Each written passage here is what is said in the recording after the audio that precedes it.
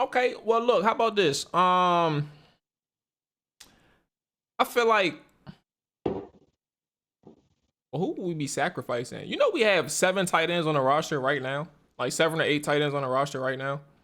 That shit is kind of crazy. I'm trying to figure out like who are we going to sacrifice if we got Zach Ertz on here, because you're going to sacrifice somebody, and odds are, if you think about it, Dre, Well, he, oh, go ahead. I, like I said, I think that and what helps is you got a preseason this year, so this is beautiful. I mean, you're not just looking at training camp, even though most of your roster decisions are made in those Monday to Friday situations. But the good thing is you get to see some of these guys like a Sammis Reyes in a game situation in preseason, and something Kevin Sheehan brought up the other day on his podcast that was really interesting to me that I didn't think about was about the 3 preseason games this year, making that last preseason and the fact that the 3 preseason games now, the last preseason game, you have 2 weeks before the open game. I hate that So shit. He told me now that I that first last heard it and I preseason hate game, it. yeah.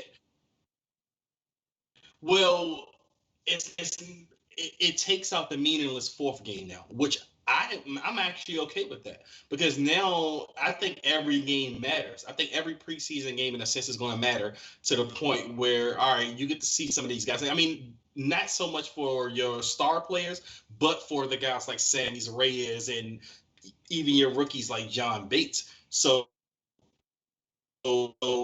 I'm loving the fact that that third preseason game is going to be the dress rehearsal and the last game that's going to matter, and you don't have to worry about that pointless fourth preseason game anymore. Yeah. So we're looking at hey, what's going on? What's going on, Jared? So Jared mentioned if you're adding a guy to your roster, he needs to add value to your team. And I don't think Ertz at his age and his injury history adds value to the Washington football team. Fella, we are on the same page, my brother. I don't again, like I stated that I'm just not there with Zach, man, and I feel like in a position where you have a opportunity to just take the lumps and bruises with these other guys, go for it. And I understand where Dre's coming from too, right, Jared? So like Jared, I mean, excuse me, uh, Dre is in the sense of like if he's available and if the price is reasonable, go for it.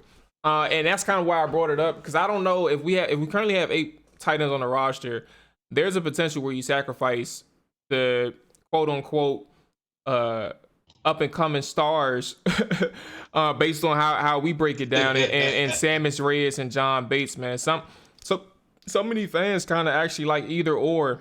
And I mean, rightfully so. You know, the unknown is kind of the most intriguing, but that's kind of what you risk when you sign a Zach Ertz, and when you're asking for a person to come in and kind of really to take over that number 2 slot. I can't. I would just prefer to go with like take my chances with some guys and hoping they develop. Because Zach Ertz he only gonna be around for a year, 2 years tops, and that ain't it for me, not for him.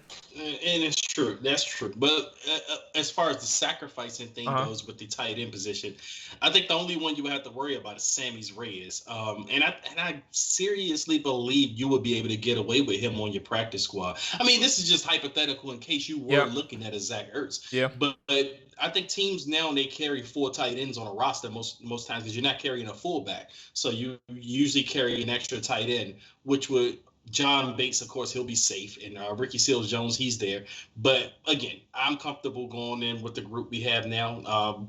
Ertz will be just hey, if he's available, I kick the tires.